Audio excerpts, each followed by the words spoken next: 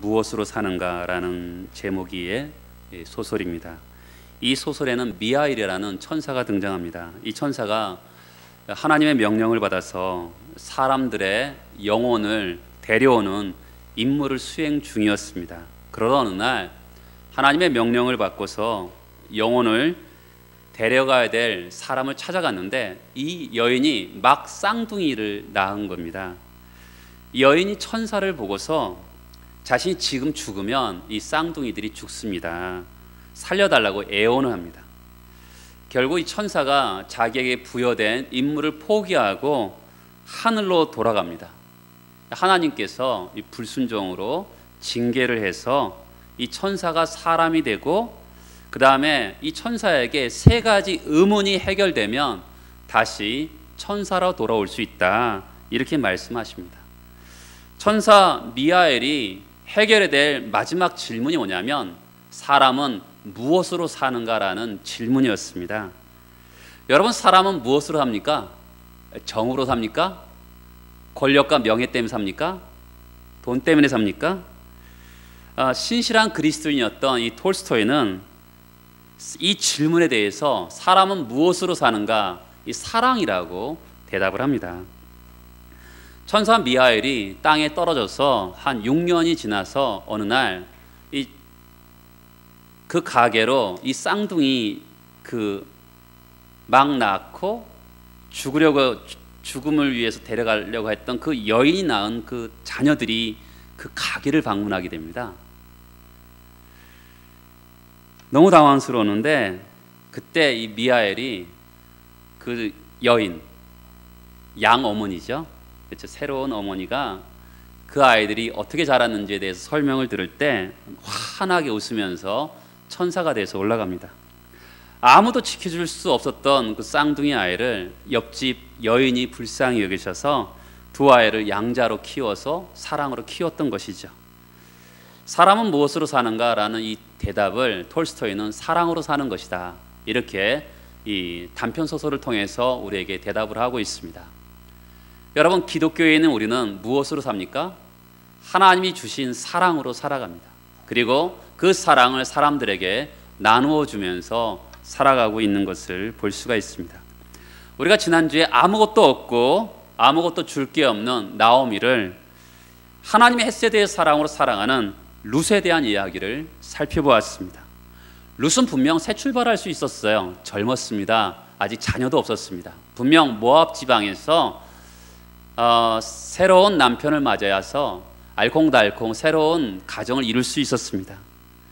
그런데 룻은 자기의 미래의 가능성을 포기합니다.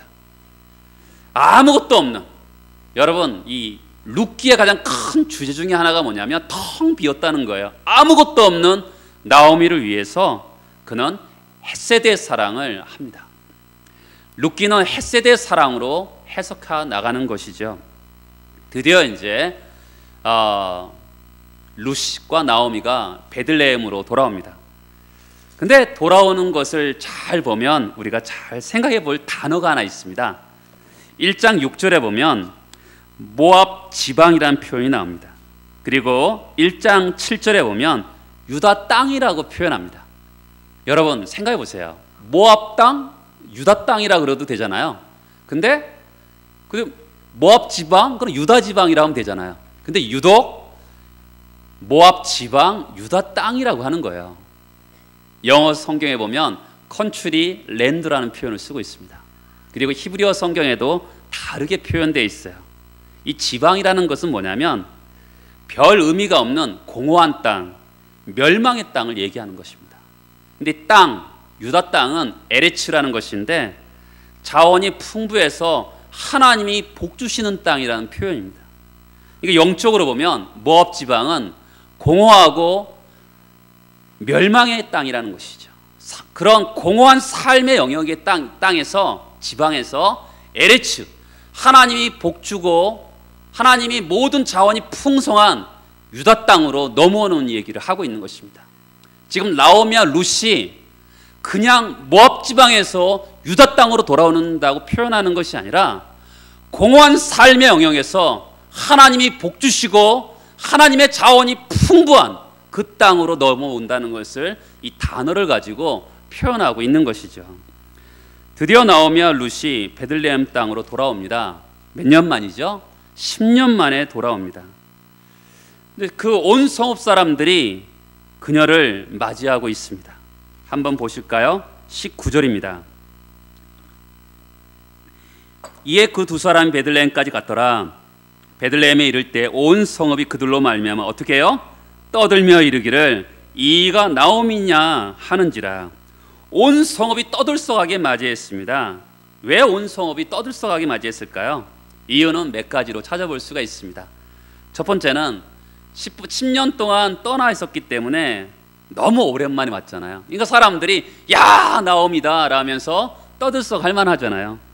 두 번째는 남편을 잃고 두 자식을 잃었습니다. 남편과 두 아들이 없네? 왜 데려오지 않았지? 이러면서 떠들썩한 것이죠. 그 다음 세 번째는 시름이 많고 괴로움이 많고 삶의 고통 때문에 10년의 세월 동안 이 나오미의 얼굴이 주림살이 가득한 것입니다. 세월의 흔적이 그의 얼굴에 있었던 것이죠. 야, 이가 나오미 맞아? 반문하는 것이죠. 거기다가 나오미 옆에 저 젊은 여자 누구야? 이러면서 질문을 던지는 것이죠. 사람들이 이렇게 떠들썩하게 나오미를 맞이하고 있습니다. 사랑하는 성도 여러분, 나오미의 마음이 어떨까요? 사람들이 이렇게 자기를 떠들썩하게 맞는데 뭔지 모르지만 반갑게 맞이하는 것보다는 조롱 섞인 그런 느낌을 받습니다. 나오미는 외국 생활할 때 굉장히 고통과 외로움이 있었을 것입니다. 여러분, 저도 중국에 한 1년 있었는데요. 희한하게 한국을 떠나 있다 보니까 막연한 어려움과 외로움이 있더라고요. 10년을 떠나 있다가 이제 고향으로 돌아옵니다. 남편 잃고 두 자식 잃은 상태에서 돌아올 때 만감이 교차했겠죠. 그동안 외국 생활하면서 누구에게 하소연했겠어요. 그렇죠? 만감이 교차할 때 그냥 그동안의 쓰라림과 애통함이 막 입에서 터져 나오는 그런 모습을 나오미의 모습에서 볼 수가 있습니다. 나오미가 10년 동안의 모압 생활을 이렇게 한 단어로 표현합니다. 20절에 보면 나오미가 그들에게 이르되 나를 나오미라 부르지 말고 나를 마라라 부르라. 나오미라는 말은 거기 각주에 보면 즐거움, 기쁨, 달콤함이라는 뜻을 가지고 있습니다. 그녀에게 이 기쁨을 잃은 지 오래가 되었습니다. 성읍 사람들에게 나를 마라라 불러 이렇게 이야기하는 것이죠. 마라라는 것은 괴로움, 고통, 쓰라림이라는 뜻을 가지고 있습니다. 나오미는 지금 자기를 나오미라 부르지 말고 괴로움이라고 불러달라고 하고 있는 것이죠. 그녀가 기쁨이었는데 쓴 것으로 변화된 것을 봅니다. 10년 동안의 삶을 이렇게 정의하는 것이죠. 그가 모압 생활 10년 생활을 기쁨과 즐거움으로 나는 살지 못했습니다. 나는 고통 가운데 살았습니다. 나를 나오미라 부르십시오. 이렇게 10년 동안의 생활을 요약하고 있는 것이죠. 기쁨이었는데 즐겁게 살지 못했습니다. 어떻게 살았습니까? 고통으로 살았습니다. 왜 그렇게 살았죠? 그것을 20절과 21절에 이렇게 표현하고 있습니다. 이는 전능자가 나를 심히 괴롭게 하셨습니다. 내가 풍족하게 나갔더니 여호와께서 내게 비어 돌아오게 하셨느니라. 여호와께서 나를 징벌하셨고 전능자가 나를 괴롭게 하셨거늘 너희가 어찌 나를 나오미라 하느냐. 이렇게 합니다. 여러분, 여기서 하나님을 두 단어로 표현하고 있습니다. 어떻게 표현하고 있죠? 여호와와 전능자라는 단어를 표현하고 있어요. 그러면서 하나님을 여호와 전능자라고 부르면서 네 가지로 자기의 모압 생활을 요약하고 있습니다. 첫 번째는 뭐냐면 전능자가 나를 심히 괴롭게 했다는 것이죠. 두 번째는 여호와께서 비어 돌아오게 하셨다는 거죠. 갈 때는 풍족하게 나갔는데 텅텅 비어 돌아왔다는 것입니다. 세 번째는 여호와께서 나를 징벌하셨다는 것이죠. 어떤 죄를 지었는지는 모르지만 하나님이 나를 징벌하셨다는 것입니다. 네 번째는 전능자가 나를 괴롭혔다는 것입니다. 모압 생활을 이렇게 10년의 모압 생활을 네 가지로 요약하고 있습니다. 학자들은요, 이것에 대해서 큰 차이가, 해석의 차이가 있습니다. 지금 나오미가 자기의 10년의 생활을 고통과 쓰라림으로 탄식하면서 하나님께 대한 원망으로 보면서 불신앙으로 해석하는 분들도 있어요. 그렇죠? 모든 것을 하나님 탓으로 돌렸다고 해석할 수도 있잖아요. 전능자께서 나를 괴롭게 하셨다. 여호와께서 나를 비어 돌아오게 하셨다. 하나님이 나를 이렇게 망하게 하셨다. 원망의 표현으로, 불신앙의 표현으로 해석하는 학자들도 있어요. 어떤 사람은 이것을 좋은 관점에서 해석할 수도 있어요. 여러분, 이렇게도 해석할 수도 있죠. 내가 저 나쁜 놈 만나서 내가 힘들었어. 남을 탓하는 것이 아니라 하나님과 나와의 관계에서, 그렇죠? 하나님이 나를 이렇게, 전능자께서 나를 괴롭게 하셨다. 하나님과의 관계를 면에서 자기 인생을 돌아보는, 그렇죠? 그런 점에서 신앙적인 면에서 그가 자기 자신을 해석하고 있다. 긍정적으로 해석할 수도 있는 것이죠. 무슨 얘기인지 이해되시겠죠? 한 면에서는 하나님을 탓하는 것으로 해석할 수도 있고, 한 면에서는 그동안 하나님과 멀리 떠나 있었는데 하나님께서 나를 괴롭게 하셨다. 이렇게 하면서 하나님과의 관계를 회복하는 것으로 해석할 수도 있습니다. 근데 여러분, 설교가 뭔지 아세요? 설교는 이 성경을 해석하는 거예요. 저는 여러분들에게 이것을 긍정적으로도 부정적으로도 해석하지 않고 또 다른 제3의 해석을 여러분들과 같이 나눠보려고 합니다. 여러분들 이 땅에 살면서 얼마나 괴로움이 많아요. 그렇죠? 아무리 예수를 잘 믿어도 우리 삶에 수고와 아픔이 있습니다. 나오미처럼 남편 잃고 두 자식 잃는 극단적인 체험은 아니지만 우리의 삶에 일정한 정도의 쓰라림과 고통이 있어요. 그렇죠? 그동안 10년 동안 이방 생활하면서 괴로움을 누구에게 표출할 수 있었겠어요? 그렇죠? 그동안 정들었던 사람이 아니었기 때문에 누구한테 얘기할 수 없잖아요. 지금 평상시에 옛날부터 알았던 사람들에게 만나면서 자연스럽게 터져 나오는 것을 잘못했다고 하기에는 그렇잖아요. 그것이 저의 관점입니다. 하나님께서는 모든 삶의 주관자세요. 그렇죠? 애통과 괴로움과 아픔이 있는 그런 하나님의 손에 달려있는 것이 사실입니다. 나오미가요, 지금 남편을 잃고 두 아들을 잃었어요. 고통을 당할 때마다 하나님을 얼마나 기다렸겠어요. 하나님의 도움을 기다리고 하나님의 위로를 기다렸는데 하나님은 응답하지 않으셨어요. 너무 마음이 힘들어서 지금 고향 땅에 돌아오면서 마음에 있던 것들이 본물 터지면서 그동안 알았던 사람들에게 터져 나오는 것을 어떻게 불신앙이라고 할 수 있겠어요? 사랑하는 성도 여러분, 우리가 믿음의 길을 가는데도 고통과 아픔이 있죠? 하나님을 위해서 기대했어요. 하나님, 이번만은 나에게 기회를 주셔야 되지 않습니까? 기대했는데 기대가 전혀 이루어지지 않았어요. 그럴 때 여러분, 하나님 앞에서 나의 애통을 쏟아내지 않으면 그게 어떻게 상처가 안 되겠어요? 하나님 앞에서 내 슬픔을 애통하지 않으면 그것이 어떻게 내 안에 내적인 고통이 남아있잖아요. 하나님을 향해서 그가 애통하고 있는 것이죠. 여러분, 지금 나오미가 쏟아내는 그 애통을 어떻게 잘못이라 할 수 있겠습니까? 어떤 면에서는요, 지난 세월 동안 한국 교회는 사람들이, 깨어진 사람들이 너무 많았거든요. 상처와 아픔이 있는데 그것을 잘 들어주지 않았어요. 이것이 한국 교회의 현주소입니다. 사람들이 자기 이야기를 합니다. 고통을 이야기합니다.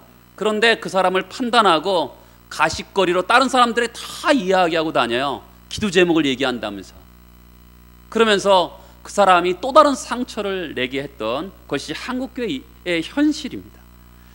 여러분, 그러니까 사람들이 어떻게 해요? 사람들이 형식적으로 만나죠. 사람들에게 자기의 상처를 열지 않습니다. 아주 형식적으로 만나서 좋은 말만 하는 거예요. 교회 안에서요, 이런 피상적인 만남 하고 있는 거죠. 정말 어려운 이야기를 성도들에게 이야기하지 않습니다. 그것이 오늘날의 교회 현실이죠. 여러분, 우리 교회가요, 그런 형식적인 만남이 되지 않는 교회가 될 수 있도록 여러분들이 도와주셔야 돼요. 형식적인 만남하고 좋은 이야기만 하는 것이 아니라 아픈 이야기를 누구에게든지 쏟아낼 수 있는 그런 성도의 만남이 있는 그런 교회가 될 수 있도록 여러분들이 만들어 가실 수 있도록 도와주셔야 됩니다. 여러분, 우리가 2장을 지나보면 하나님의 놀라운 역사가 일어나요. 나오미와 룻의 역사에 새로운 반전이 있습니다. 하나님이 시간표가 되자 하나님이 간섭하시면서 나오미의 삶에 역정과 변화가 일어납니다. 그럼에도 불구하고요, 우리가 하나님의 때를 기다리다가 실망하잖아요. 하나님을 사모하다가 실망해요. 인생의 쓰라림을 맛보면서 실망합니다.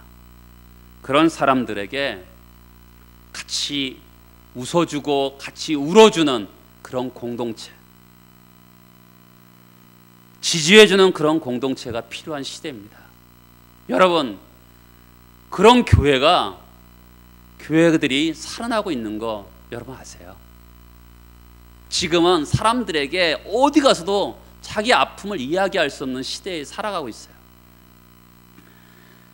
많은 사람들이 정말 아픔을 이야기했는데, 같이 나눠주기를 기다리면서 했는데 가십거리로 만들고, 그런 일이 절대로 일어나서는 안 돼요.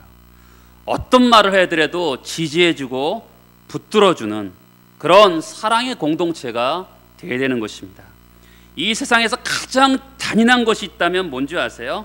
고통받는 사람에게 당신이 지금 고통은 하나님의 죄의 대가로 지금 고통을 주는 거야, 이렇게 말하는 사람이 가장 큰 고통을 받는 거예요. 우리는 대놓고 그렇게 얘기하지 않죠. 근데 말을 잘 들어보면 거기에 그 말이 시사하고 있어요. 당신의 고통은 당신이 죄를 지었기 때문에 하나님 벌 주시는 거야, 이렇게 말하는 사람들이 생각보다 많아요. 여러분, 성경에서 보면 롯의 친구들이 그렇게 얘기하잖아요. 욥의 친구들이. 고난에 대한 이유를 잘 알지 못할 때는 그 사람에 대해서 정죄하는 자세를 버려야 돼요. 여러분, 고난 있을 때 그 사람을 지지해주고 그 사람을 받아내는 그런 사랑의 공동체가 필요한 시대인 것입니다. 사랑하는 성도 여러분, 베들레헴에서 자기를 알아주는, 맞아주는 사람들에게 나오미가 쏟아내는 이야기를 다시 한번 읽어보겠습니다. 20절입니다. 나오미가 그들에게 이르되 나를 나오미라 부르지 말고 나를 마라라 부르라. 이는 적는 자가 나를 심히 괴롭게 하셨느니라. 내가 풍족하게 나갔더니 여호와께서 내게 비어 돌아오게 하셨느니라. 여호와께서 나를 징벌하셨고 전능자가 나를 괴롭게 하셨거늘 너희가 어찌 나를 나오미라 부르느냐. 나오미가 쓰는 주어가 뭐죠? 1인칭 단수입니다. 여러분, 고난을 당하는 사람들, 지체들은 빨리 판단하는 자리에서 우리는 벗어나야 되죠. 그런데 내가 고난을 당하고 있어요. 그때는 나는 어떻게 되죠? 다른 사람이 고난을 당할 때는 판단해서는 안 돼요. 근데 내가 고난을 당할 때는 나는 어떻게 해야 되는 것이죠? 지금 나오미는 나를, 내게, 내가 이러면서 자기 문제에 함몰되어 있어요. 고난을 당하고 있는데 자기 문제에 함몰되고 있는 것을 보게 돼요. 여러분, 아픔을 쏟아내고 애통을 쏟아내는 건 잘못 아니잖아요. 그런데 지금 문제가 뭐냐면 1인칭 단수를 쓰고 있는 게 문제인 거예요. 왜 그래요? 옆에 누가 있어요? 룻이 있죠. 자기도 아프지만 룻은 전기까지 하거든요. 나오미는 인생을 다 살은 사람이지만 룻은 지금 누구를 배려해야 돼요? 나오미는 룻을 배려해야 돼요. 룻에게 사랑을 줘야 됩니다. 룻기가 기록되었던 사사 시대는요, 믿음이 없던 시대예요. 근데 우리 지난주 봤잖아요. 룻은 정말 복된 신앙 고백을 했던 룻이 옆에 있는데 지금 1인칭 단수로만 내가 나를 그런 단어를 쓰고 있어요. 자기에 함몰되어 있는 거죠.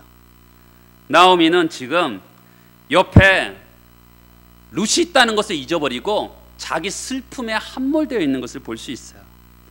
여러분, 지금 시대는 자기 감정에 충실하자라는 시대에 살아가고 있습니다. 그런데 정말 고난을 당하다 보면 옆에 있는 사람을 배려하고 하는 그런 성숙된 사랑을 하지 못하고 자기 연민, 자기 열등감, 자기 슬픔에 빠져서 눈이 확 좁아져 있는 거죠. 여러분은 혼자 살 수 있는 시대가 아니에요. 같이 더불어 함께 살아가는 시대입니다. 그렇죠? 공동체가 필요한 시대예요. 그런데 철저하게 자기 감정, 자기 논리에 눈이 좁혀지면 지금 나오미가 어떤 잘못을 범하고 있냐면 그런 반복된 잘못을 범하고 있는 거죠. 옆에 사람이 안 보이는 거죠. 자기가 고난당하다 보니까 같이 더불어서 더 힘든, 더 슬퍼 있는 그 룻이 보이지 않고 자기 감정에 빠져 있는 그런 모습을 볼 수 있어요.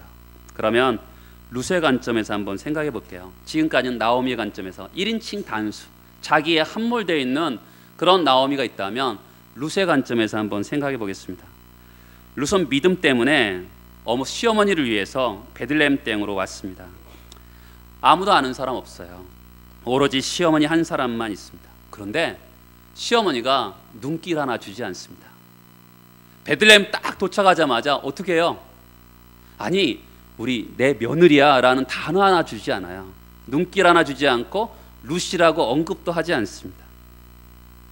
그러면 룻의 관점에서 한번 생각해 보세요. 룻은 지금 외로운 사랑을 하고 있는 것입니다. 여러분, 지금 룻은 헷세대 사랑하고 있어요. 미래를 다 버리면서 시어머니를 쫓아서 수고와 대가를 치르고 있습니다. 그런데 그 사랑이 어떤 사랑입니까? 그러면 어머니가 나를 사랑해 줘야 되는데 어머니가 전혀 나를 사랑하지 않는, 표현하지 않는 외로운 사랑을 하고 있는 것이죠. 룻은 선한 결단을 했습니다. 시어머니를 위해서 상면부지의 땅을 시어머니를 사랑하자라고 하면서 왔는데 정작 도착하니까 시어머니가 마음 하나 주지 않고 등을 돌리는 그런 모습을 보여주고 있는 것이죠. 여러분, 사랑은 외로움을 수반하는 것입니다. 사랑하면서 수고와 대가를 치렀는데 그러면 그 사람이 나를 사랑해 줘야 되잖아요. 근데 전혀 그렇지 않고 외로운 사랑을 하고 있는 룻의 모습을 볼 수가 있는 것이죠. 여러분, 그때 우리가 등을 돌려서는 안 되죠. 다른 사람들이 내가 외로운 사랑을 하고 있음에도 불구하고 일반적으로 어떻게 합니까? 실망이 되면 우리는 등을 돌리고 더 이상 사랑할 수 없구나 라고 생각할 수 있는 게 우리 인간이잖아요. 그럼에도 불구하고 외로운 사랑을, 어떻게 보면 죽음 같은 외로운 사랑을 할 필요가 있는 것입니다. 그 외로운 사랑하는 룻을 하나님이 어떻게 대하십니까? 22절입니다. 나오미가 모압 지방에서 그의 며느리 모압 여인 룻과 함께 돌아왔는데 그들이 보리추수 시작할 때 베들레헴에 이르렀더라. 두 가지 표현에 눈여겨볼 필요가 있습니다. 첫 번째는 모압 여인 룻과 함께 돌아왔다. 첫 번째 눈여겨볼 동사가 뭐냐면 돌아왔다라는 거예요. 두 번째는 보리추수 시작할 때 베들레헴에 이르렀다는 것입니다. 이 두 가지를 눈여겨볼 필요가 있습니다.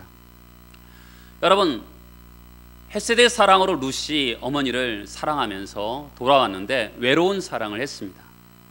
근데 어머니의 반응은 전혀 자기 자신의 감정에 충실해서 자기 감정에 빠져서 옆에 있는 룻을 돌보지 않는 외로운 사랑을 할 때 하나님께서 룻에게 베풀어 주시는 사랑의 표현이 돌아왔다와 보리 추수 때라는 이 두 단어를 주목할 필요가 있습니다. 첫 번째는 뭐냐면 룻이 나오미와 함께 돌아왔습니다. 여러분, 나오미는 돌아왔죠? 그렇죠? 고향 땅으로 돌아왔습니다. 그런데 룻은 돌아온 게 아니죠. 그렇죠? 룻은 초행길입니다.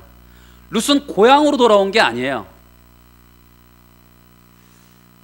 하나님이 무슨 말을 하고 싶은 걸까요? 이 돌아왔다는 단어를 통해서. 룻은 가나안 땅이 처음 왔어요. 모든 것이 낯설고 모든 것이 생면부지의 첫걸음입니다. 그런데 성경은 돌아왔다 이렇게 표현하고 있어요. 하나님이 무슨 이야기를 하고 계실까요? 외로운 사랑을 하고 있는 룻을 내가 알고 있다 이렇게 표현하고 싶으신 거죠. 시어머니조차도 거들떠보지 않는 그런 슬픈 룻의 마음을 가지고 있는 룻을 하나님께서는 어떻게 표현하고 있냐면 돌아왔다라는 단어를 통해서 잘 왔다, 네가 와야 될 곳 왔다 이러면서 그를 맞아주시는 그런 표현입니다. 여러분, 우리가 철석같이 믿었던 사람이 우리를 실망시킬 때가 있잖아요. 그때 누가 있습니까? 하나님이 계십니다. 하나님이 우리에게 돌아왔다 하면서 그래 내가 너를 잘 알고 있다, 내가 넌 너무너무 잘 왔다 하면서 우리를 맞이해 주시는 거죠. 사람은 한계투성이지만 하나님은 우리를 향해서 관심의 눈을 가지고 계시는 것입니다. 여러분들이 진짜 사랑을 했습니다. 수고와 사랑을 베풀었고 그 다음에 외로운 사랑을 했습니다.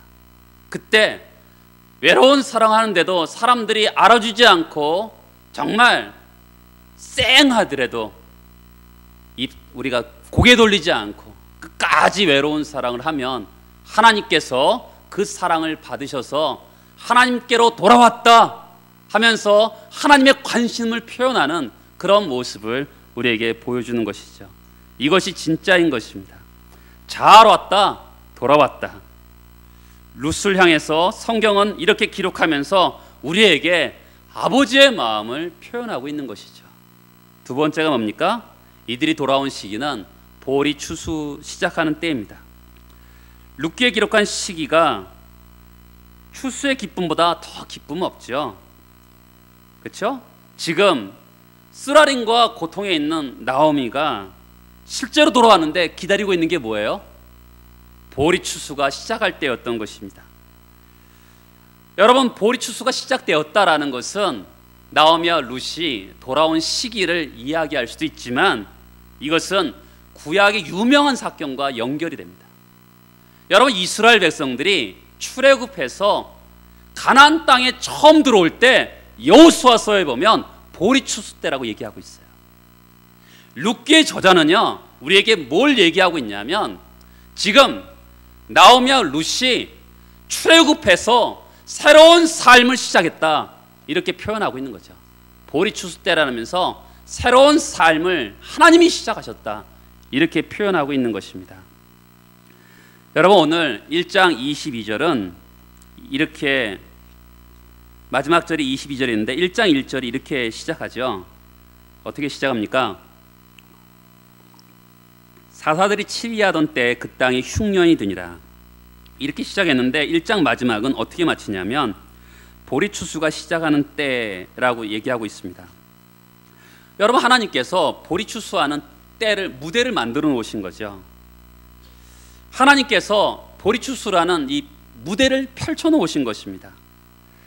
사실 지금 나오미와 룻에게는 하나님 펼쳐 놓으신 이 무대가 보이지 않아요. 그런데 하나님께서 이 하나님의 문을 활짝 열어 놓으신 거죠. 희망의 문을 활짝 열어 놓으신 거죠. 베들레헴에 풍년이 찾아왔습니다. 이렇듯 우리가 믿음으로 보면 성경은 참 재미있는 책입니다. 그렇죠? 어쩔 때 보면 한 단어, 한 문장, 어쩔 때는 한 획이 하나님의 신묘막측한 것을 우리에게 보여줄 때가 있는 것이죠. 보리 추수 때 시작할 때 여러분, 하나님은 당신을 사모하는 백성을 절대 실망시키지 않습니다. 우리의 찾아온 흉년이 있을 때가 있어요. 제가 여러분들과 룻기를 시작할 때 말씀드렸죠. 우리 인생이 흉년일 수도 있다. 그런데 룻기가 끝날 때 제가 한 2달 정도 말씀을 드리는데, 이 2달 동안 말씀을 드릴 때 우리 흉년이 풍년으로 변했으면 좋겠다, 이러면서 제가 시작했습니다. 여러분, 우리 인생이 흉년으로 마치지 않죠. 하나님이 우리를 사랑하시기 때문에 하나님이 은혜를 베풀고 헤세드, 그렇잖아요. 하나님의 헤세드는 우리가 어떤 조건이 있어서 그런 게 아니잖아요. 룻이 나오미를 사랑하는데 어떤 조건이 있지 않잖아요.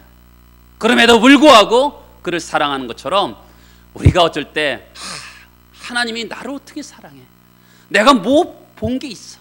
여러분, 성경은 은혜라는 게요, 우리 예수께서 우리를 위해서 죽으시고 우리를 위해 사랑하셨는데 우리가 무슨 자격과 조건이 있어서 우리를 사랑하신 게 아니잖아요. 은혜라는 게 뭡니까? 아무 자격이 없고 조건이 없지만 그분이 나를 사랑하는 거잖아요. 그렇죠? 헤세드의 사랑. 그 헤세드의 사랑이 흉년된 인생이 풍년된 인생으로 바뀌게 되는 것입니다. 여러분, 나오미는 비통한 쓰라림을 쏟아내고 있어요. 그런데 성경은 보란 듯이 보리 추수가 시작되었다, 이렇게 말을 하고 있는 것이죠. 여러분, 일장일 지배하는 느낌이 뭐예요? 죽음이 있잖아요. 남편 죽고 두 아들 죽고, 그러니까 슬픔이 있고 애통이 있고 괴로움이 있는 그런 감정이 가득 찬 것이 1장의 말씀인데, 1장 마지막 절에 추수 때가 가까웠다, 추수가 시작되었다, 이러면서 역전의 삶의 변화를 보여주고 있는 것입니다. 여러분과 저는 우리 인생이 언제나 흉년일 것이다. 여러분, 절대로 우리는 그렇게 믿지 않죠. 인생에 하나님이 개입이 하시면 반드시 우리의 삶에 역전과 변화가 있을 것이다. 그것이 우리가 믿는 것이잖아요. 사랑하는 성도 여러분, 우리가 괴로움과 슬픔과 애통이 찾아오면 나오미처럼요, 내가 나를 이러면서 눈이 확 좁아지는 성향이 있습니다. 그래서 뭐가 보이지 않죠? 보리 추수가 보이지 않는 거예요. 하나님께서 나에게 펼쳐놓으신 보리 추수의 때가 보이지 않는 거죠. 그러면 많이 슬프겠죠. 분명히 하나님께서 나에게 보리 추수라는 것을 이미 보여주셨는데 자꾸만 함몰되어 있다면 거기에 벗어날 수 없는 거죠. 여러분, 하나님이 돌아왔다, 하나님의 사랑의 음성의 소리를 귀를 들린다면 어떻게 애통하면서만 있겠습니까? 베들레헴에 왔는데 추수의 때가 되었는데 자꾸만 모압 땅에 있었던 슬픔과 애통을 가지고 있다면 문제겠죠. 저런 이게 정치를 보면서 항상 이렇게 보면 어느 정권이든지 과거에 함몰되어 있는 것을 항상 느껴요. 그렇죠? 어느 정권이든지 과거 얘기만 합니다. 그렇죠? 지금 나오미가요, 모압의 그 애통을 얘기하고 있어요. 근데 현재는 어때요? 보리 추수가 있고 미래를 얘기할 수 있는 상황인데도 여러 가지 한국의 정권들은 지금까지 어렸을 때부터 보면 항상 과거 얘기만 하는 것을 볼 수가 있어요. 사랑하는 성도 여러분, 여러분들이 하나님이 펼쳐놓으시는 보리의 추수 때를 경험하기를 바랍니다. 하나님을 사모하면서 신실하게 믿음의 경주를 하다가 보리의 추수의 때를 경험하는 여러분 되시길 축복합니다. 그래서 그 은혜를 경험하여서 이 세상을 향해서 흘러내보내는 여러분 되시기를 진심으로 축복합니다. 다 같이 기도하시겠습니다.